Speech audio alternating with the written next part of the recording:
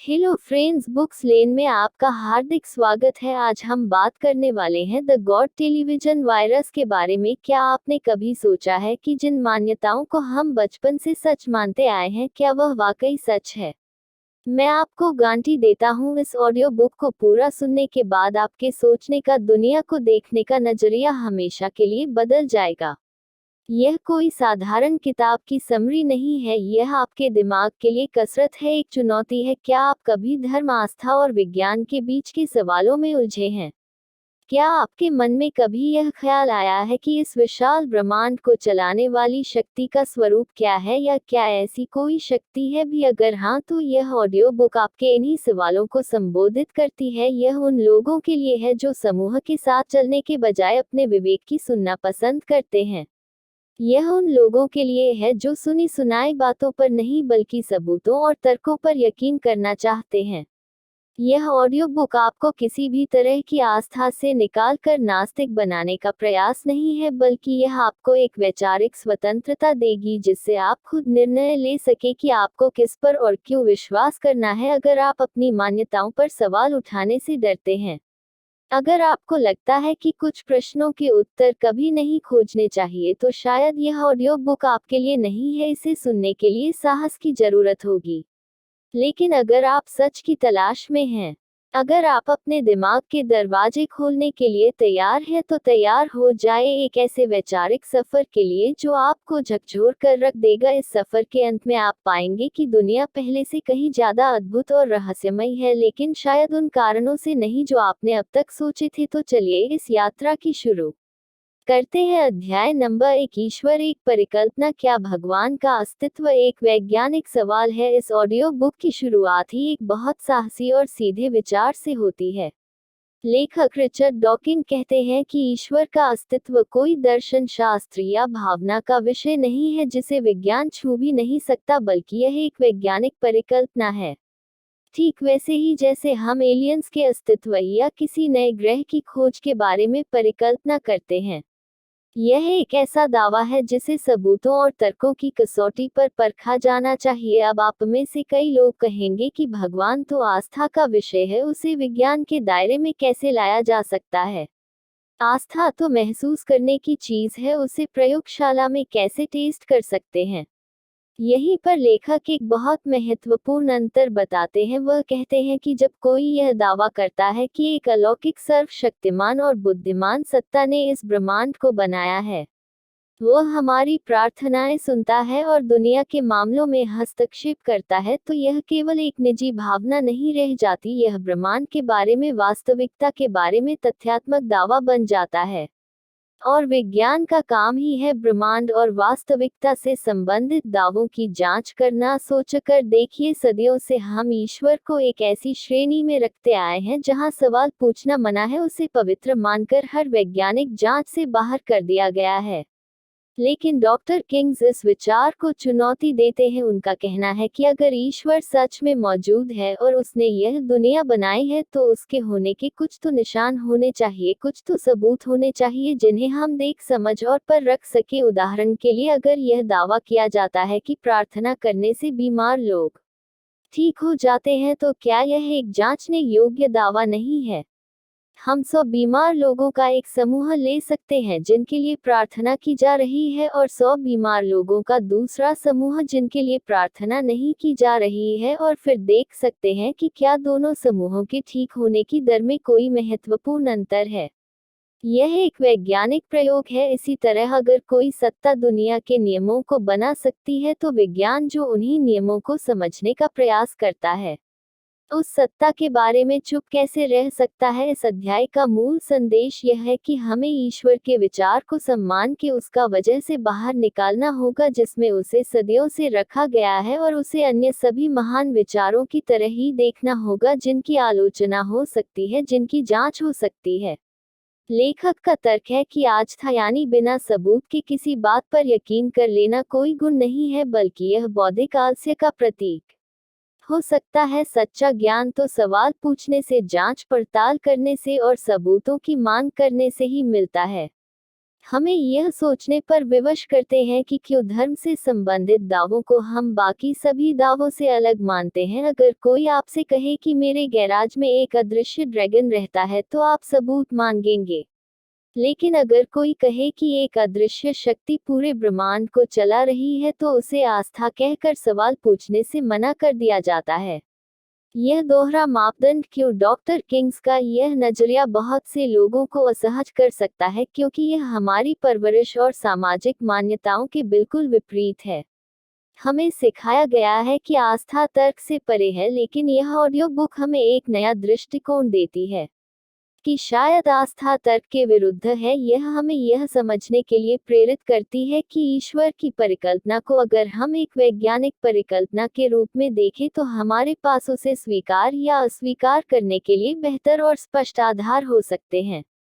यह अध्याय असल में पूरी किताब की नींव रखता है। यह हमें एक नया चश्मा देता है जिससे हम धर्म और आस्था से संबंधित हर सवाल को देखने वाले हैं। यह हमें केवल मानने के बजाय जानने के लिए प्रेरित करता है और यहीं से असली यात्रा शुरू होती है।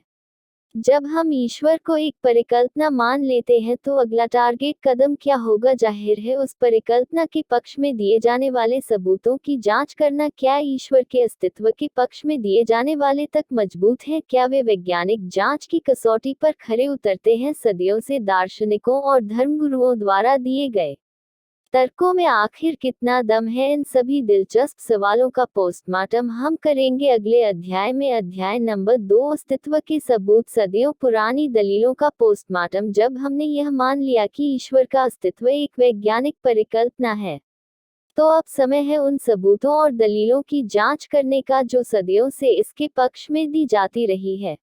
इस अध्याय में हम एक जासूस की तरह उन तमाम पुराने और नए तर्कों की गहराई से छानबीन करेंगे और देखेंगे कि बीच डॉक्टर किंग्स की नज़र में वे कितने मजबूत या कमजोर हैं। यह अध्याय आपके दिमाग को सच को चुनौती देगा क्योंकि यह उन दलीलों पर सवाल उठाता है जिन्हें हम अक्सर बिना सोचे समझे स्वीकार कर लेते हैं। सबसे पहले बात करते हैं व्यक्तिगत अनुभव के तर्क। बहुत से लोग कहते हैं मुझे ईश्वर के होने का एहसास हुआ है या मैंने एक चमत्कार देखा है। यह एक बहुत शक्तिशाली दलील लगती है क्योंकि यह व्यक्तिगत होती है, लेकिन हमें याद दिलाते हैं कि हमारा दिमाग एक बहुत जटिल और कभी-कभी धोखा देने वाली मशीन है। जो हमें महसूस होता है जरूरी नहीं कि वह सच हो। लोग भ्रम देखते हैं, आवाज सुनते हैं और बहुत तीव्र भावना महसूस करते हैं। मनोविज्ञान हमें बताता है कि ये सभी अनुभव दिमाग की विभिन्न अवस्थाओं, तनाव या तीव्र इच्छा का परिणाम हो सकते हैं। अगर एक व्यक्ति को ईश्वर का अनुभव होता है और दूसरे को नहीं, तो हम कैसे तय करें कि कौन सही है? विज्ञान व्यक्तिगत अनुभवों पर नहीं बल्कि सार्वभौमिक और बार बार जांची जा सकने वाले सबूतों पर निर्भर करता है। इसके बाद आता है धर्म ग्रंथों का तर्क। लोग कहते हैं कि ईश्वर का अस्तित्व है क्योंकि हमारी पवित्र पुस्तकों में ऐसा लिखा है, लेकिन यहाँ एक बहुत मौलिक समस्या है। दुनिया में हजारों धर्म हैं और सबकी अपनी अपनी पवित्र पुस्तकें हैं जो अक्सर एक दूसरे के दावों का खंडन करती है। एक ईसाई के लिए बाइबल ईश्वर का वचन है तो एक मुसलमान के लिए कुरान, एक हिंदू वेदों को प्रमाण मानता है। ये सभी किताबें एक ही समय में सच कैसे हो सकती है? डॉक्टर किंग्स तर्क देते हैं कि किसी किताब को इसलिए सच मान लेना क्योंकि वह किताब खुद को सच बताती है। यह गोलाकार ताराघर यह कहने जैसा है कि मैं जो कह रहा हूँ वह सच है क्योंकि मैं कह रहा हूँ कि मैं सच बोलता हूँ।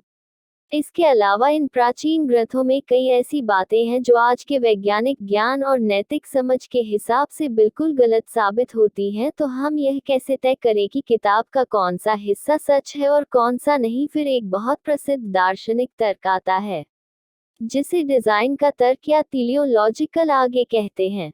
इसका सरल रूप यह है, जब हम किसी जटिल चीज जैसे एक समय बताने वाला यंत्र को देखते हैं तो हम तुरंत समझ जाते हैं कि इसे किसी बुद्धिमान डिजाइनर ने बनाया है। यह अपने आप नहीं बन सकती। अब ब्रह्मांड और जीवन को देखिए, यह समय बताने वाले यंत्र से कहीं ज्यादा जटिल और अद्भुत है। हमारी आँख, हमारा दिमाग, ग्रहों की गति, यह सब कुछ इतनी सटीक तरीके से काम करता है कि ऐसा लगता है इसे किसी महान डिजाइनर ने बनाया होगा और वही डिजाइनर ईश्वर है। यह तर्क सुनने में बहुत आकर्षक लगता है, लेकिन डॉकिंग बताते हैं कि चार्ल्स डार्विन के विकासवाद के सिद्धांत ने इस तर्क की हवा निकाल दी है।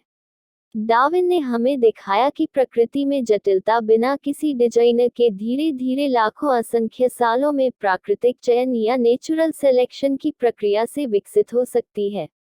जो जीव अपने वातावरण में बेहतर तरीके से ढलते हैं वे जीवित रहते हैं और अपनी संतानें पैदा करते हैं, और जो नहीं ढल पाते वे समाप्त हो जाते हैं। यह एक धीमी स्वचालित प्रक्रिया है जिसे किसी बुद्धिमान मार्गदर्शन की आवश्यकता नहीं है।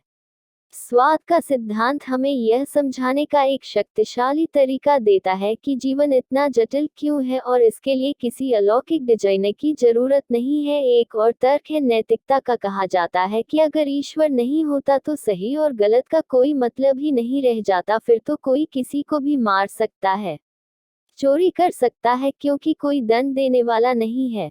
किंग्स इस विचार को पूरी तरह से खारिज करते हैं। वह कहते हैं कि हमारी नैतिकता की भावना ईश्वर से नहीं बल्कि हमारे विकासवादी अतीत से आती है। एक सामाजिक प्राणी होने के नाते मनुष्यों ने सीखा कि सहयोग, सहानुभूति और आपसी मदद से समूह को जीवित रहने में आसानी होती है। जो समूह आपस में सहयोग करते थे वे अकेले रहने वालों की तुलना में अधिक सफल हुए। हमारी नैतिकता का मूल इसी सामाजिक विकास में है।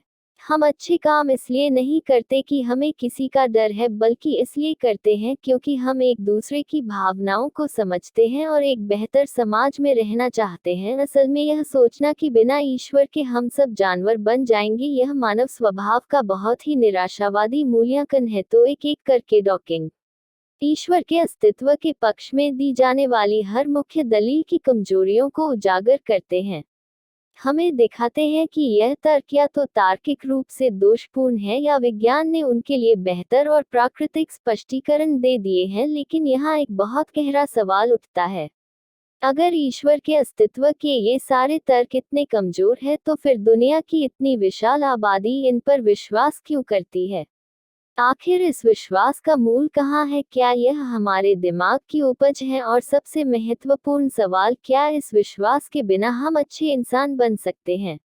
इन सभी दिलचस्प सवालों का पोस्टमार्टम हम करेंगे अगले अध्याय में। अध्याय नंबर 3, विश्वास की मूल और नैतिकता का सवाल। क्या अच्छाई के लिए ईश्वर जरूरी है? पिछले अध्याय में हमने देखा कि ईश्वर के अस्तित्व के लिए दिए जाने वाले पारंपरिक तर्क वैज्ञानिक और तार्किक जांच के सामने टिक नहीं पाते।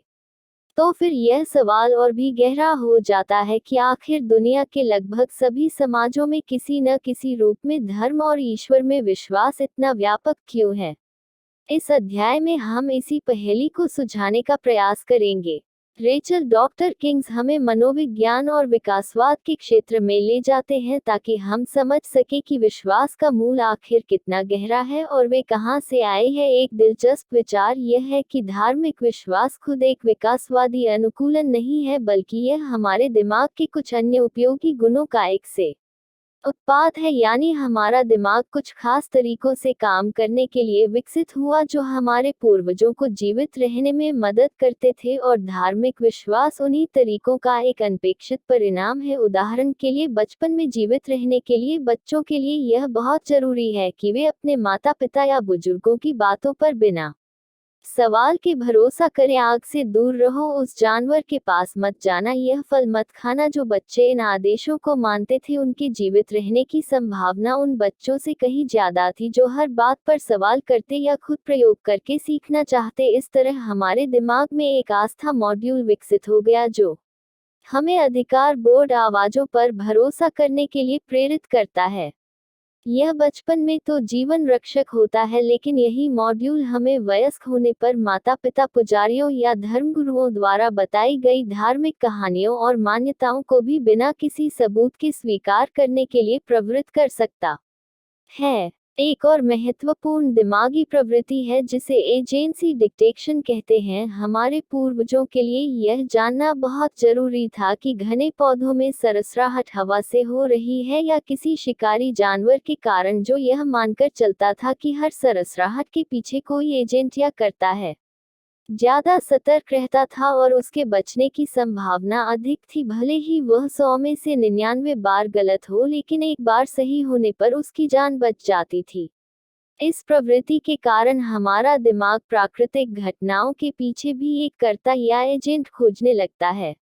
बिजली क्यों चमकती है? जरूर कोई शक्तिशाली एजेंट इसे फेंक रहा होगा। बाढ़ क्यों आए? जरूर कोई देवता नाराज है। इस तरह प्राकृतिक दुनिया को समझाने के लिए देवताओं और आत्माओं का विचार स्वाभाविक रूप से उत्पन्न हो सकता है। अब आते हैं इस अध्याय के दूसरे और शायद सबसे महत्वपूर्ण हिस्से पर, नैतिकता। यह बहुत आम धारणा है कि अगर ईश्वर नहीं है तो नैतिकता का कोई आधार नहीं बचता। अगर भगवान नहीं तो सब कुछ जायज है। डॉक्टर किंग्स इस धारणा को सबसे खतरनाक झूठों में से एक मानते हैं।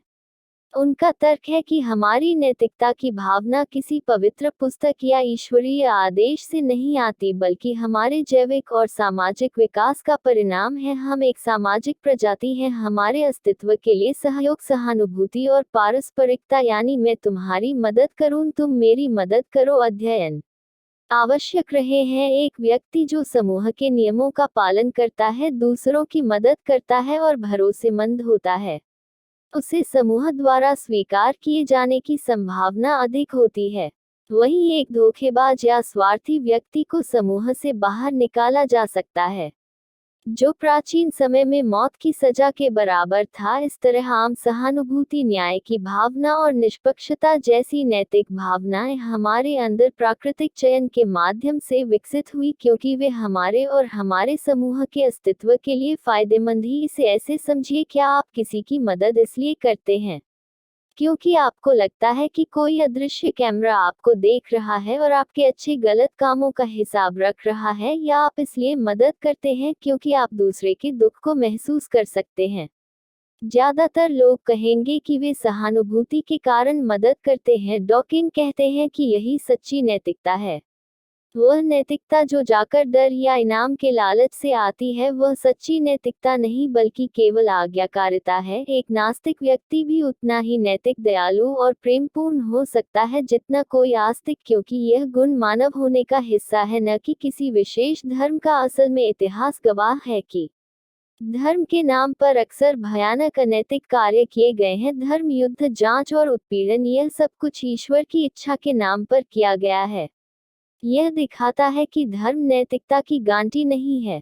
तो यह अध्याय हमें यह समझने में मदद करता है कि विश्वास हमारे दिमाग की बनावट का एक स्वाभाविक परिणाम हो सकता है और नैतिकता के लिए हमें किसी अलौकिक शक्ति की आवश्यकता नहीं है। हमारी अच्छाई हमारे अंदर ही मौजूद है। लेकिन अगर धर्म नैतिकता के लिए जरूरी नहीं है और ईश्वर के अस्तित्व के सबूत कमजोर हैं, तो क्या धर्म समाज के लिए हानि रहित है? या इसके कुछ ऐसे पहलू भी हैं जो मानव प्रगति और विवेक के लिए खतरनाक हो सकते हैं? अगले अध्याय में हम इसी गंभीर विषय पर विचार करेंगे और देखेंगे कि कैसे कट्टरता और आस्था विज्ञान के साथ टकराव पैदा करते हैं। अध्याय नंबर 4, धर्म ग्रंथ, कट्टरता और विज्ञान से टकराव। जब आस्था विवेक पर हावी होती है, अब तक हमने ईश्वर की परिकल्पना, उसके पक्ष में दिए जाएं आने वाले तर्कों और विश्वास की मनोवैज्ञानिक मूल पर बात की है। हमने यह भी देखा कि नैतिकता के लिए ईश्वर पर निर्भर होना आवश्यक नहीं है। इस बिंदु पर बहुत से लोग यह तर्क दे सकते हैं, ठीक है, भले ही ईश्वर का अस्तित्व साबित न हो सके, लेकिन धर्म से किसी का क्या नुकसान है? अगर लोगों को इससे शांति और सहारा मिलता है तो इसमें क्या बुराई है? यह बहुत ही आम और मानवीय सवाल है। लेकिन इस अध्याय में रीच और डॉकिंग इस विचार को चुनौती देते हैं कि धर्म पूरी तरह से हानि रहित है। वह तर्क देते हैं कि संगठित धर्म के कुछ पहलू, विशेष रूप से जब एक कट्टरता का रूप ले लेते हैं, तो वे व्यक्ति और समाज दोनों के लिए अत्यंत हानिकारक हो सकते हैं। सबसे पहली और सीधी समस्या है बिना सबूत के विश्वास को एक गुण के रूप में प्रोत्साहन देना। जैसा कि हमने पहले चर्चा की, आस्था का मतलब है किसी चीज को बिना सबूत के सच मान लेना। डॉकिंग कहते हैं कि जब आप लोगों को सिखाते हैं कि आस्था एक महान गुण है, तो आप असल में उन्हें आलोचनात्मक सोच और विवेक का इस्तेमाल न करने के लिए प्रोत्साहित कर रहे हैं। यह एक फिसलन वाला रास्ता है। अगर कोई व्यक्ति बिना सबूत के यह मान सकता है कि एक देवता है, तो वह बिना सबूत के कुछ भी मान सकता है कि दूसरी जाति के लोग खराब होते हैं, कि किसी खास किताब में लिखा हर शब्द सच है, या कि उसे किसी अलौकिक शक्ति से किसी को नुकसान पहुंचाने का आदेश मिला है। यह हमें कट्टरता की समस्या की ओर ले जाता है। कट्टरता क्या है? यह अपनी मान्यताओं को इतना मजबूती से थाम लेना है कि कोई भी सबूत कोई भी तक आपको डेगा ना सके। डॉकिंग के अनुसार धर्म कट्टरता के लिए एक आदर्श जमीन तैयार करता है, क्योंकि यह आस्था को सर्वोच्च स्थान देता है। एक वैज्ञानिक अपनी परिकल्पना को बदलने के लिए हमेशा तैयार रहता है अगर उसे नए सबूत मिलते हैं।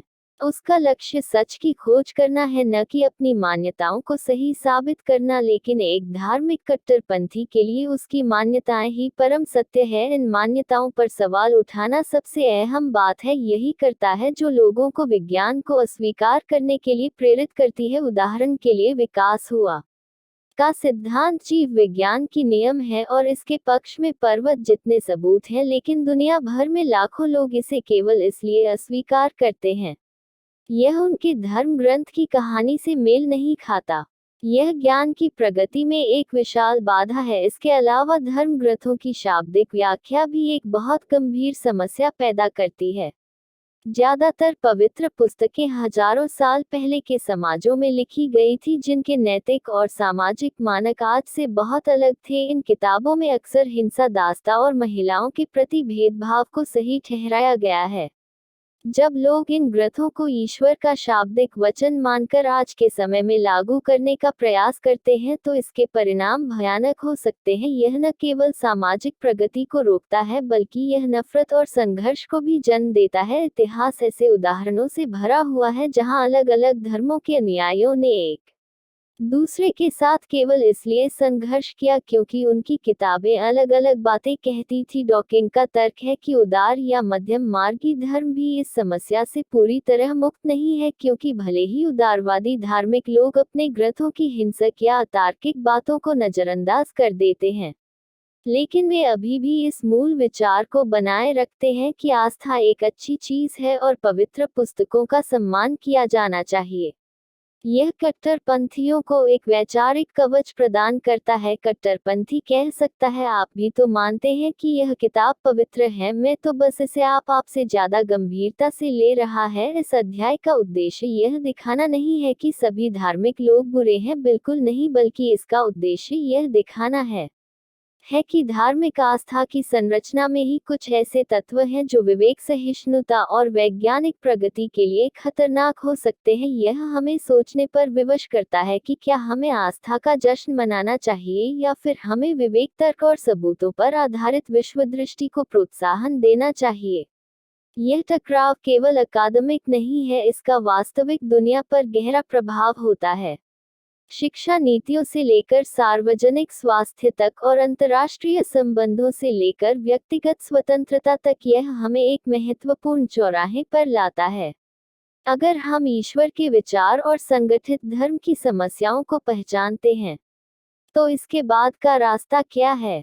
क्या ईश्वर के बिना दुनिया एक ठंडी, अर्थहीन और बेरंग जगह होगी, या फिर विज्ञान और विवेक हमें एक ज्यादा सच्ची और गहरी सुंदरता की ओर ले जा सकते हैं? इस आशावादी और प्रेरक संभावना की खोज हम अपने अंतिम अध्याय में करेंगे। अध्याय नंबर 5, ईश्वर के बिना एक दुनिया, विज्ञान की नजरों से ब्रह्मांड का सौंदर्य। अब तक का हमारा सफर काफी चुनौतीपूर्ण रहा है। हमने ईश्वर के विचार को एक परिकल्पना के रूप में देखा, उसके अस्तित्व के तर्कों की जांच की, विश्वास के मनोवैज्ञानिक मूल को समझा और धर्म से संबंधित कुछ गंभीर समस्याओं पर भी विचार किया। इस बिंदु पर कई लोगों मन में खालीपन या डर का एहसास हो सकता है। अगर ईश्वर नहीं है, अगर कोई अलौकिक योजना नहीं है, तो फिर जीवन का क्या अर्थ है? क्या हम बस एक ब्रह्मांडीय दुर्घटना का परिणाम है जो एक अंधेरे और ठंडे ब्रह्मांड में बिना किसी उद्देश्य के भटक रहे हैं? इस अंतिम अध्याय में रिचर्ड डॉकिंग इस डर को सीधे संबोधित करते हैं और एक बेहद खूबसूरत और आशावादी दृष्टिकोण प्रस्तुत करते हैं। उनका संदेश है, ईश्वर के बिना दुनिया न केवल अर्थपूर्ण हो सकती है, बल्कि यह पहले से कहीं ज्यादा अद्भुत, विस्मयकारी और कीमती हो सकती है। डॉकिंग का तर्क है कि धर्म ने अक्सर हमें प्राकृतिक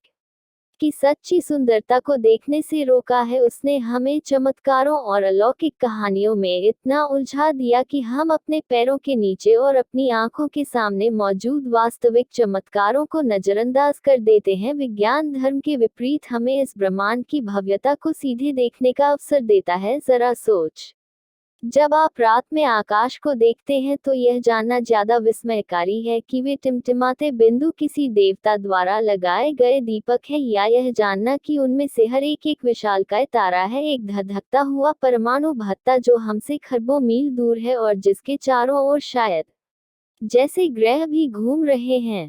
जब आप एक फूल को देखते हैं तो यह सोचना ज्यादा अद्भुत है कि इसे किसी ने एक ही पल में बना दिया, या यह समझना कि लाखों वर्षों के विकास का परिणाम है। एक जटिल नृत्य का हिस्सा है जिसमें मधुमक्खियां, धूप और डीएनए शामिल हैं। विज्ञान हमें बताता है कि हम सब सितारों की धूल से बने हैं। हमारे शरीर में मौजूद हर परमाणु कभी किसी विशाल तारे के केंद्र में बना था जो अरबों साल पहले फट गया। हम इस ब्रह्मांड का एक अभिन्न हिस्सा है। क्या यह किसी भी धार्मिक कहानी से कम काव्यात्मक या आध्यात्मिक है? डॉक्टर किंग्स के लिए एक वैज्ञानिक विश्वदृष्टि जीवन को अर्थी नहीं बनाती, बल्कि उसे गहरा और वास्तविक अर्थ प्रदान करती है। यह हमें बताती है कि हमारा अस्तित्व कितना अविश्वसनीय और भाग्यशाली है। अरबों खरबों संभावनाओं में से हम यहाँ हैं, इस ग्रह पर चेतना के साथ, इस ब्रह्मांड को देखने, समझने और उसकी सराहना करने की क्षमता के साथ। यह एहसास हमें एक विशाल जिम्मेदारी भी देता है। अगर यह जीव ही एकमात्र जीवन है जो हमें मिला है तो यह और भी कीमती हो जाता है। हमें इसे पूरी तरह से जीना चाहिए, इसे ज्ञान, प्रेम और अनुभव से भरना चाहिए। हमें इस ग्रह, अपने एकमात्र घर की देखभाल करनी चाहिए। हमें एक दूसरे के साथ बेहतर व्यवहार करना चाहिए, क्योंकि हमारे पास मदद के लिए कोई अलौकिक शक्ति नहीं है, हम केवल एक दूसरे का सहारा है। इस दृष्टिकोण में एक अद्भुत मुक्ति भी है। आपको किसी प्राचीन पुस्तक के नियमों या किसी काल्पनिक शाह के आदेशों का पालन करने की आवश्यकता नहीं है। आप अपनी नैतिकता को ताक, सहानुभूति और मानव कल्याण की साझा इच्छा पर आधारित कर सकते हैं। आप अपने जीवन का उद्देश्य खुद बना सकते हैं।